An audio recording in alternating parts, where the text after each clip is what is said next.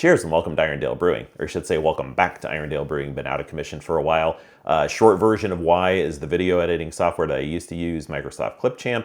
They did an upgrade, forced everybody to use OneDrive. It was a complete disaster.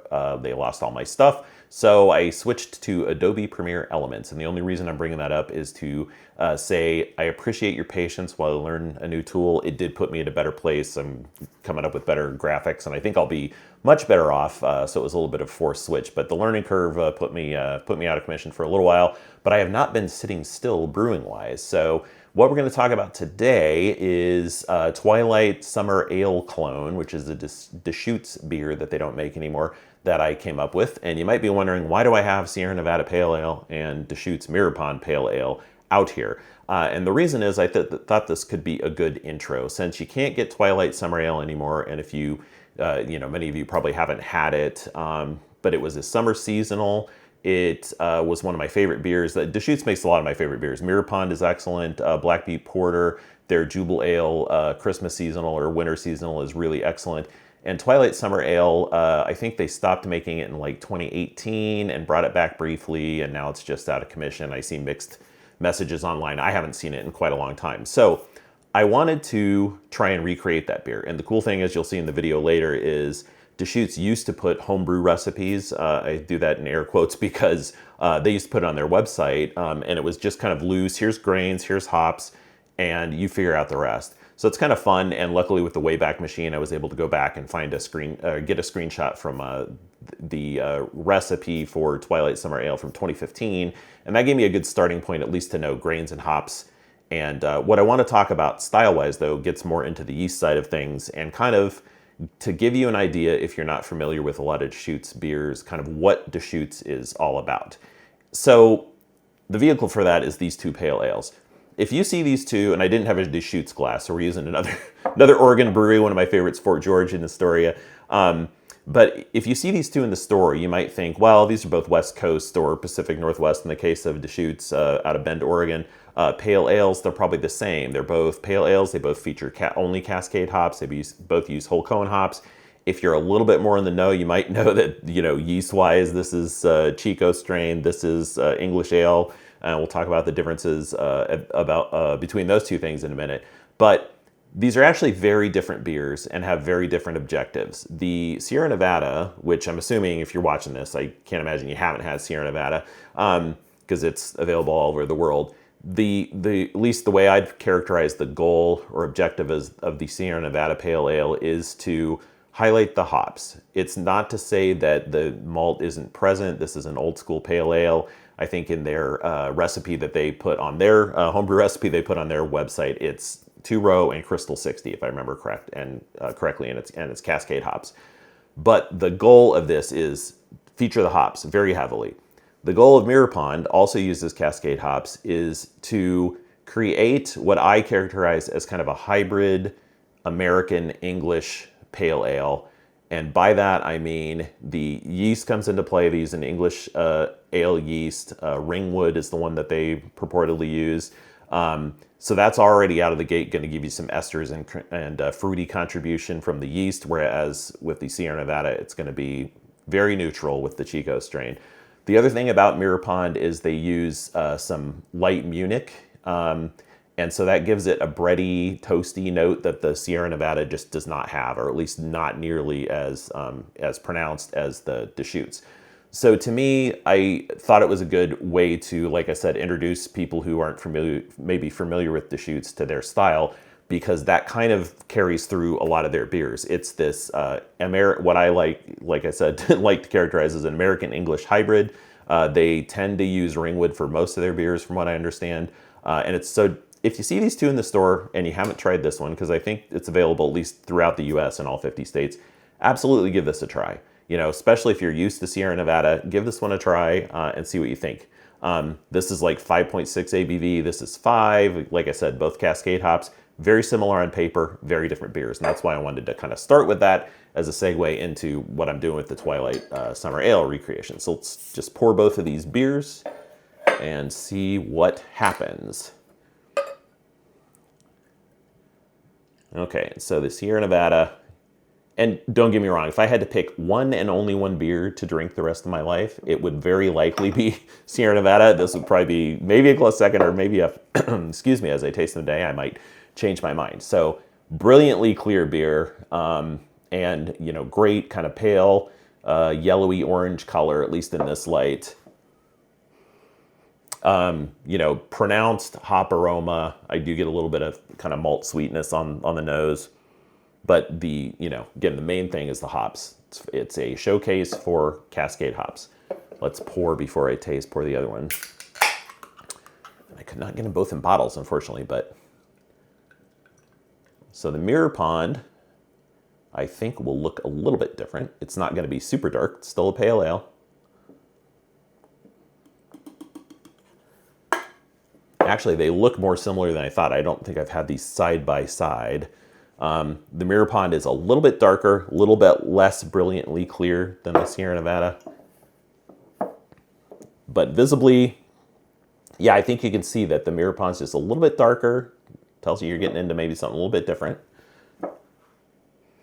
Aroma on this one is definitely Cascade hops for sure. And it's not that they're shying away from the hops in the Mirror Pond. They're just trying to create something a little bit more integrated and complex, I guess is how I'd characterize it. So Cascade hops, but definitely get bready notes from the malt and fruitiness from the yeast esters that you just do not get in the Sierra Nevada. But let's take a taste and see what we have here.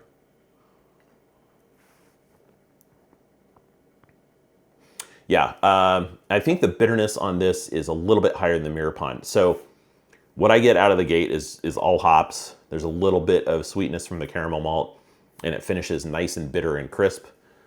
You know, fantastic beer. Can't go wrong with Sierra Nevada Pale Ale.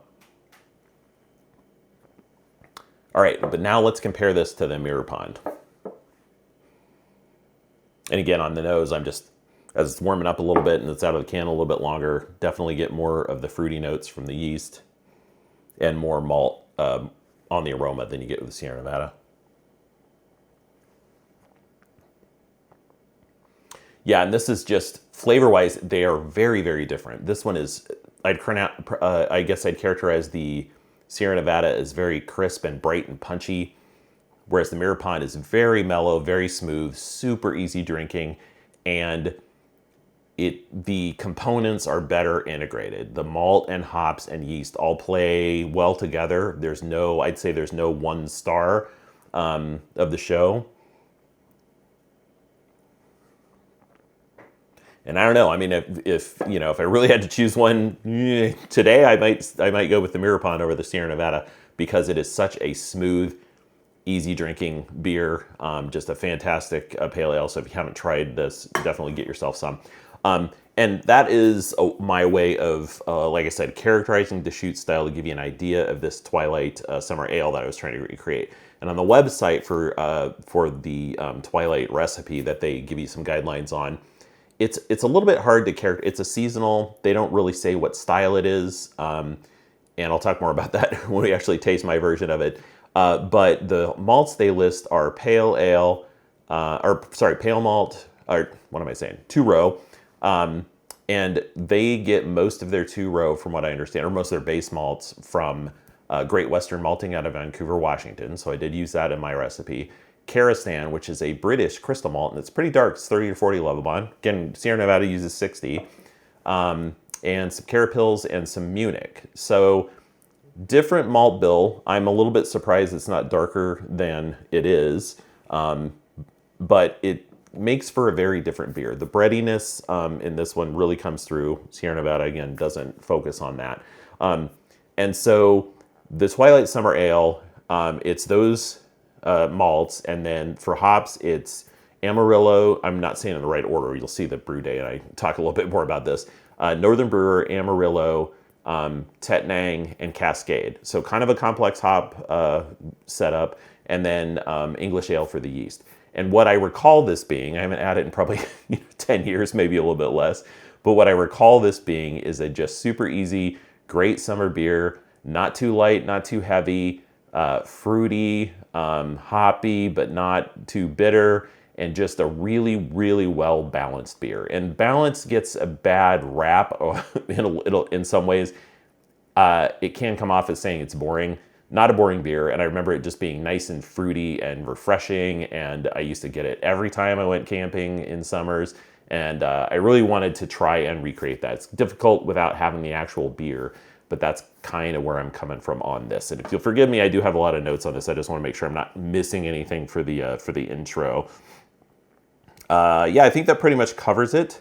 Hopefully that gave you some idea of Deschutes Style if you're not familiar with them.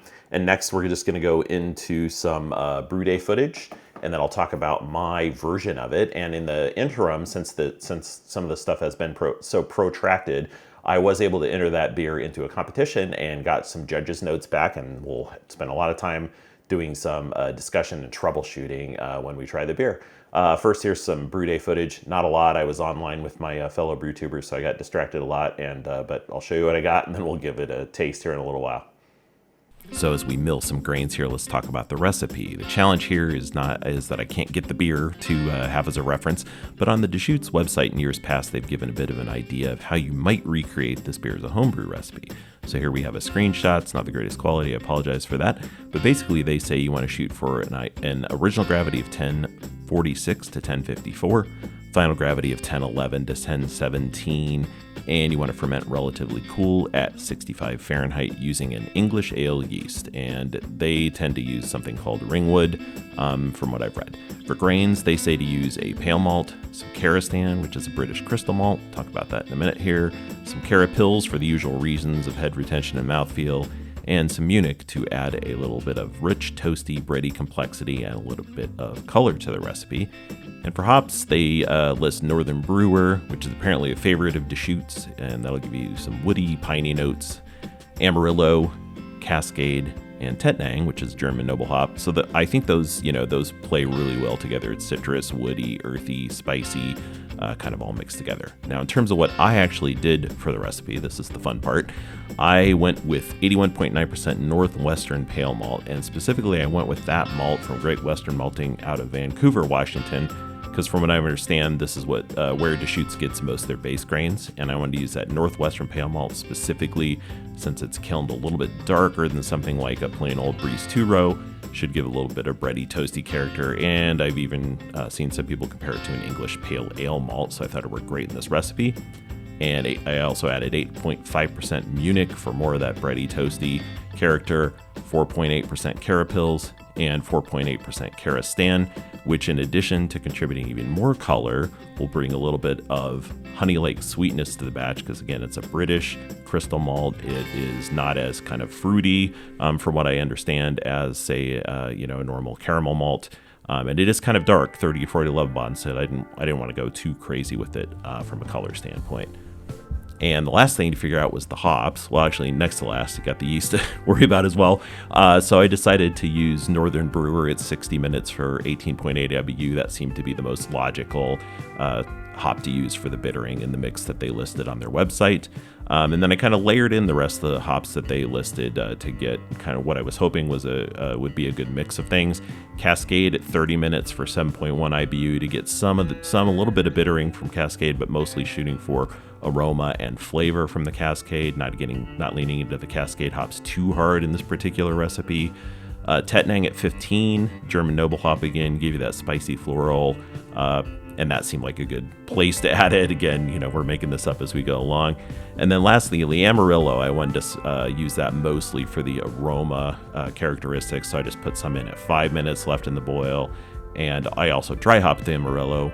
Total IBUs of about 35. So again, this is meant to be a pretty easy drinking summer ale. And I thought that would work well. We'll see what happened later.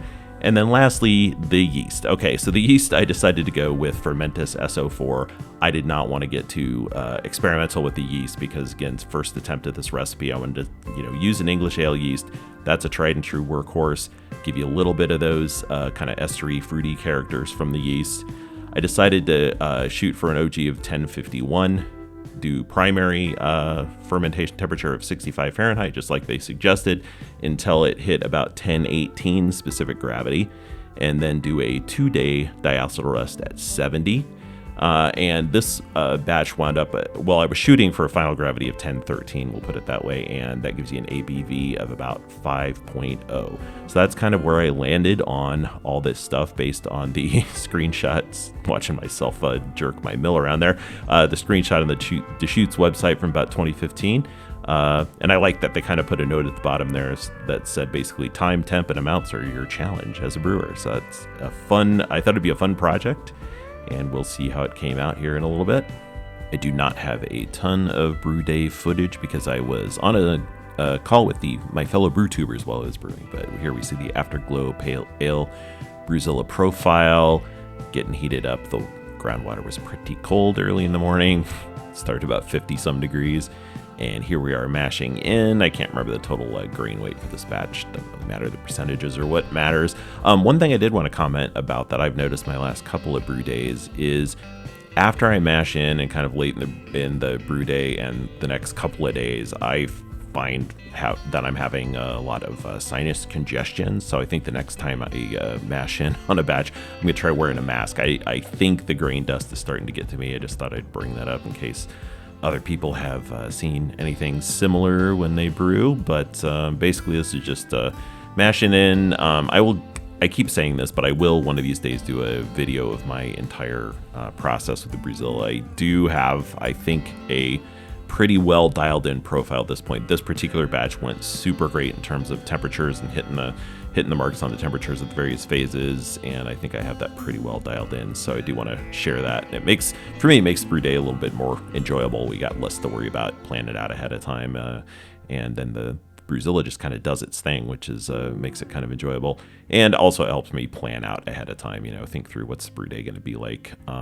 Anyway, that's part of the reason why that you can see I have the temperature probe in there early. I found that works pretty well, and I recirculate as I'm heating up the water and just kind of move it out of the way while I'm getting mashed in. And then I let it sit for 15 minutes before starting the recirculation. I can't remember what else I have in terms of footage. So this just showing that the temperatures were really, really stable. I was mashing at 152. Worked really well this time around. Sometimes that's, a little bit, sometimes it's better, sometimes a little bit worse. Today it was pretty much dead on the entire time.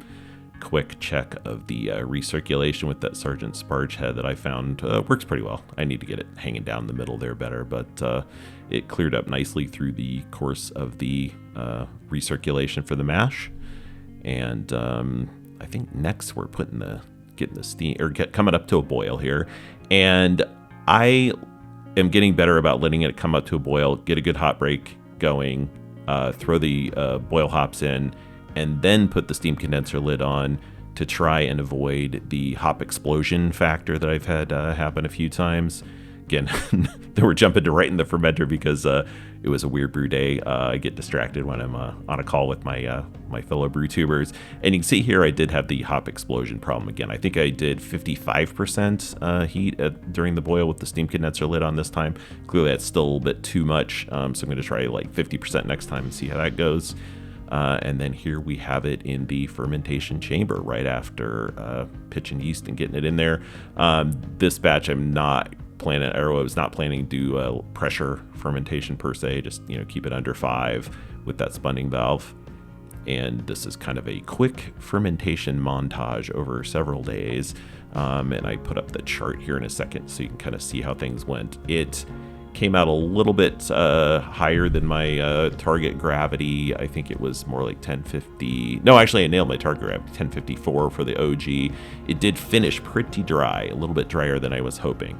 And then here's me dry hopping, and I basically only wanted to show this for the to comment about that new Fermzilla lid. So you can see I've got the new I can't remember what they call it, Easy Grip or something Fermzilla lid on there. It's great until you get to the point where you want to dry hop, and if you don't have it twisted around to the right angle there, you got to I had to pull the lever on the dry hop bong out of there, or on that butterfly valve out of towards me and get it past the handle. It's a little bit of a hassle. Jumping in on the fermentation process montage I plan on doing. I don't know what I'm doing. Anyway, I think this is looking nice. It obviously, for a pale ale, it may look kind of dark. It'll look obviously darker when we get it in, into the keg, into the glasses, all that stuff. So at least for me, beers always look darker in the bulk of the Firmzilla than they do in reality. But I like that it's kind of a caramely brownish because of the light Munich, and I think it's going to make for a really interesting end result. But we'll see. That's where we are immediately post dry hopping with 1.1 ounces of Amarillo. We have finished the cold crash and we're ready to keg. So that's what it's looking like at this point. We'll see what the color actually looks like in the glass. I don't hate it. It's darker than I think I was shooting for it, but we'll see. And of course, that the real thing is I want it to taste great, which I think it will. But we'll see how the color looks once we get it out of the fermenter. And here we are getting it in the keg. Came out looking pretty good. You can see through the line there. It's not super dark. My usual kegging process. Really excited to share the tasting with you here in a second. And here, back from the dead, is my resurrected version of Deschutes Twilight Summer Ale.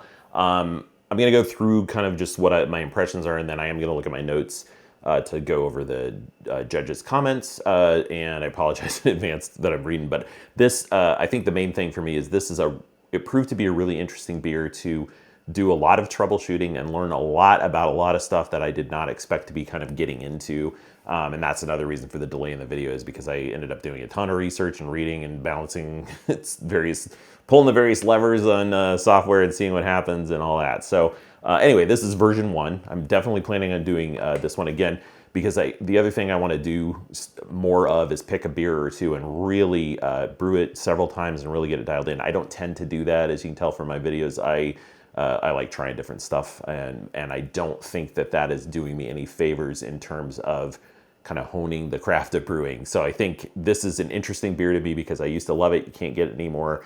And I think I can come up with a nice, solid, interesting, a little bit different pale ale if I kind of keep going down this road and really troubleshoot. So the first thing I'll do is get a sniff of this.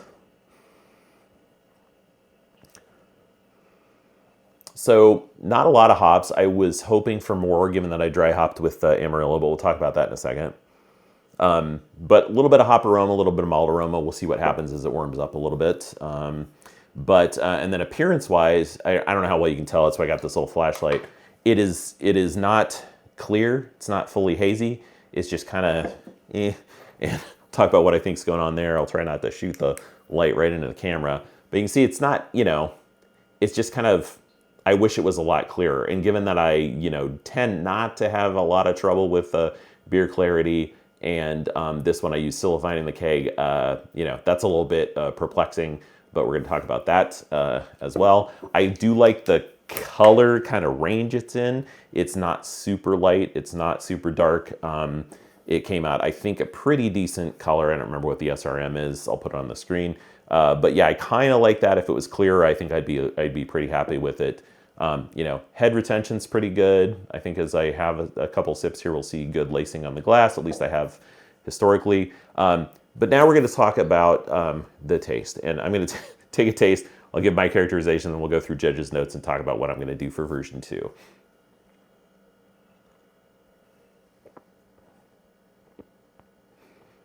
So it has gotten better since the last time I had it. I'll start with the finish. There's an astringency in the finish that I think kind of throws the whole thing off. And I will say, as I taste this beer, the best way that I can characterize it is I can tell what, because I know what I put into it, I can tell what components are there, but you taste them kind of in turn instead of the thing being well integrated and cohesive. That I think is the biggest kind of high level flaw with my first attempt at this. The other thing, and the astringency in the finish doesn't do it any favors. I do like, kind of where it's going with the, the British Crystal Malt and the Karastan and the Munich. I like where that's going. It gives you a nice kind of bready softness to it in combination with the hops that I, really do enjoy. It needs a lot of tweaking, don't get me wrong, because stuff's just kind of like a little bit out of whack. But let me take one more taste to see what else I taste.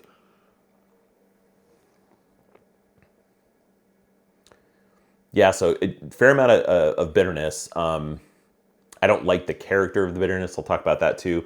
And it mixes well, or I should say, if I didn't taste them kind of like in sequence, it would mix well with kind of the malt backbone, which I do like that about this beer. It's a little bit heftier than you might expect from like a, you know, a different type of summer beer, like a shandy or something like that. It's definitely not along those lines. It's not totally different than the Mirror Pond Pale Ale in terms of kind of the drinkability aspect. But yeah, it's and there is a good amount of fruitiness contribution from the yeast, which I do enjoy, and I used SO4. It really tore through this. And so I probably next time, well, let's talk about what the judges said, and that's where I'm going to pull up my notes, so bear with me. So the judges, one judge, and I happened to steward the Cascade Brewers Cup, which was fantastic. That was such a well-run competition. Those guys really have it nailed down after doing it several years.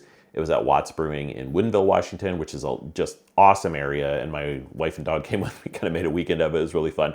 And I'd never stewarded before, so it was fun to see the competition kind of behind the scenes. And I learned a ton, got to taste a bunch of interesting beers. They kind of, you know, segmented out ones that like had I can't remember how they characterized it, but basically that were teachable beers. So you got to taste some of these things you read about or hear about or whatever in the wild, and that was really very educational. So I appreciated how they kind of did things. And I entered this beer into that same competition.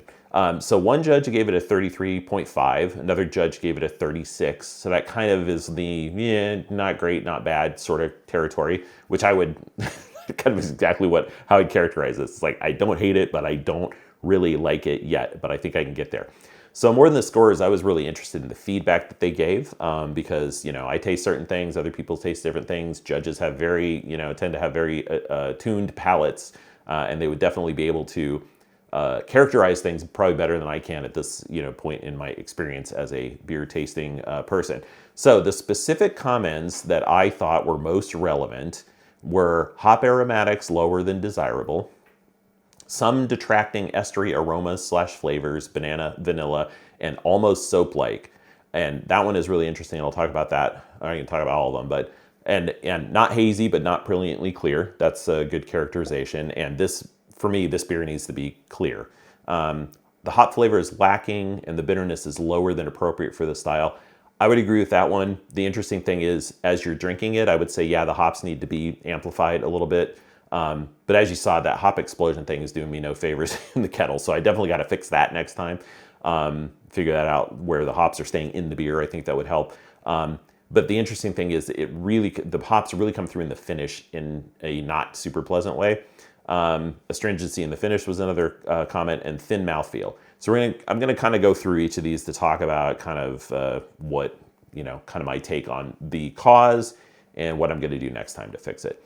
So I'm going to roll these up into kind of body, which was said to be thin, and I agree with that. I wish just a little bit fuller mouthfeel. That Mirror Pond Pale Ale is it's not super full, but it's just nice and smooth and full enough that it's just has some, kind of meat to it, if that makes sense.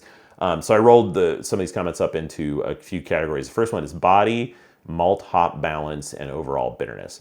So when you take all those things together, I think that's the biggest factor in what I refer to as the lack of cohesion in the beer. It just doesn't hang together well, and unlike the Mirror Pond, the ingredients are not kind of harmonizing with each other. It's just kind of like you kind of taste them and you get kind of jerked around a little bit as you drink the beer, if that makes sense.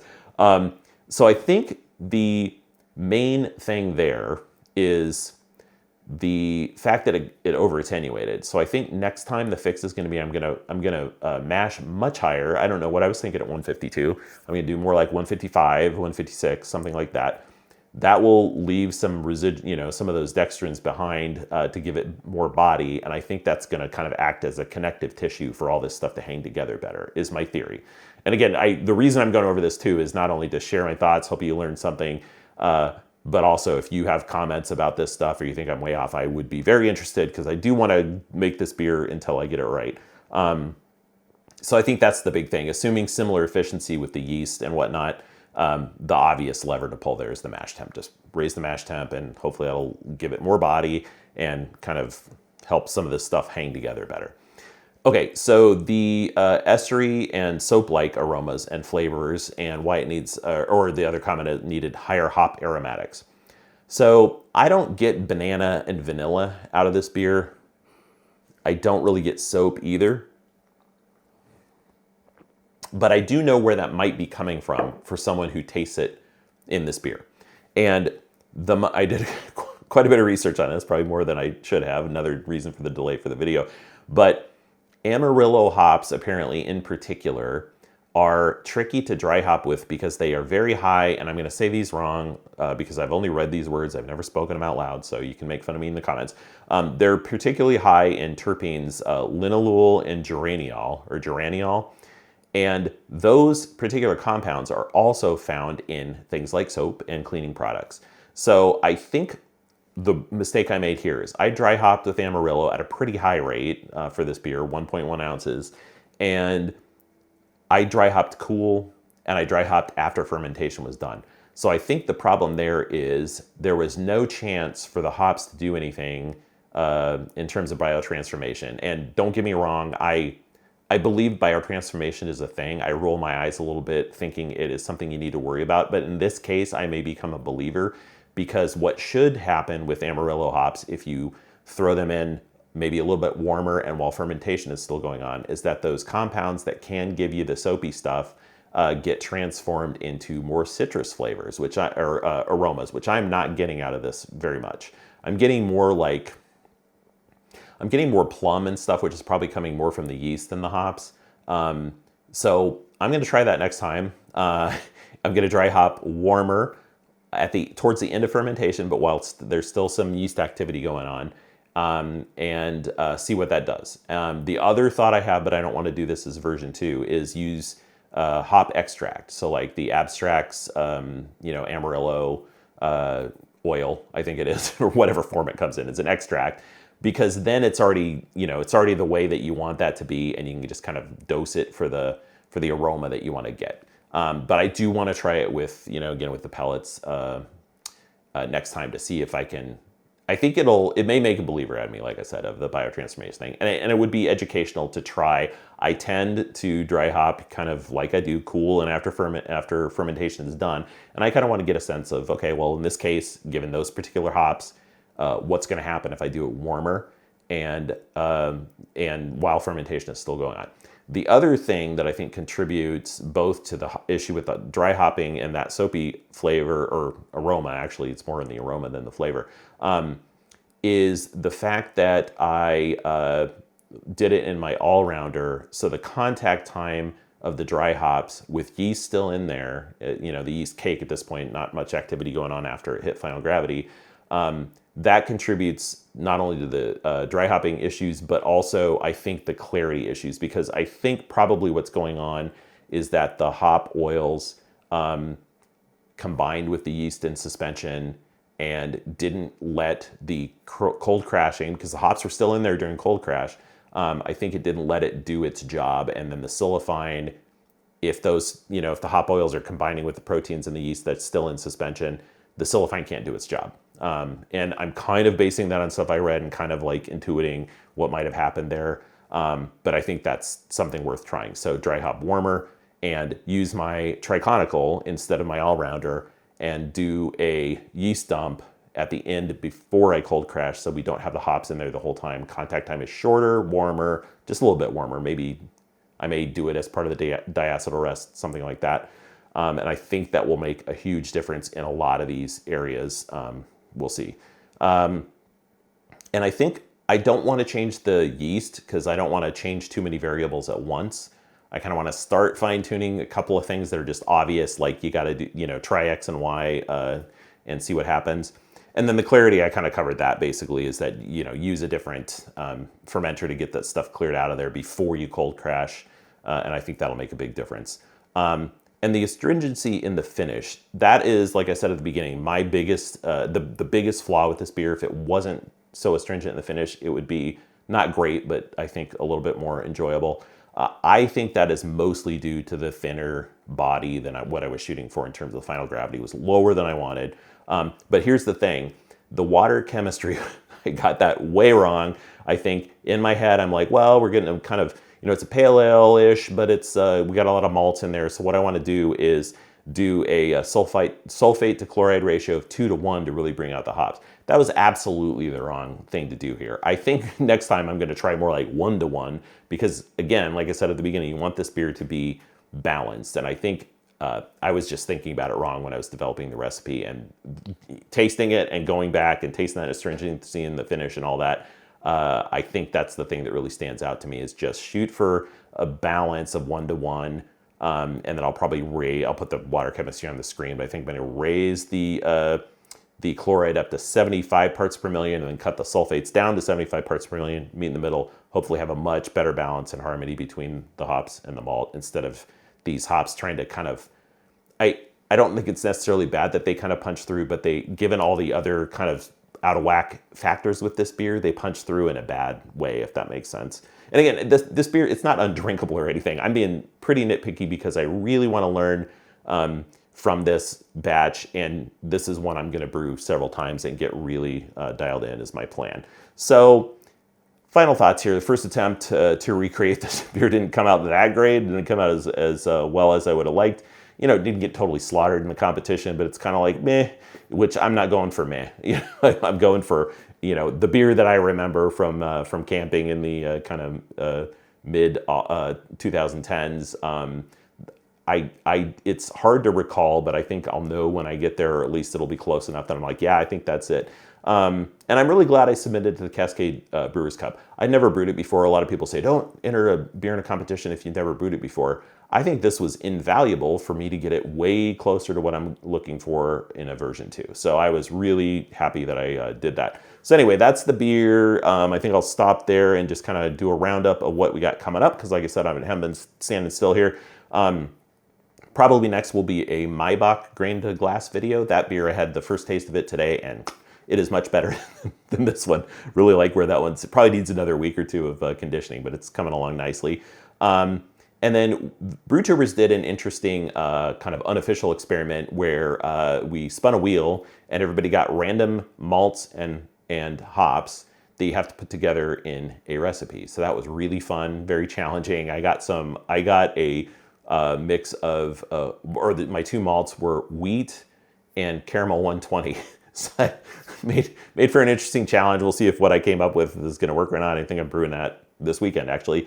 And then I have a grain to glass video coming before too long for a Craft to Brew all grain kit. They were nice enough to send me one and wanted me to give it a whirl and give it a review. So that'll be coming before too long. I have kegerator rework to do for the individual pressures per keg that I still haven't done. And then I may rework my fermentation chamber to better support my triconical. It's just not making me super happy with the stability of that thing in there.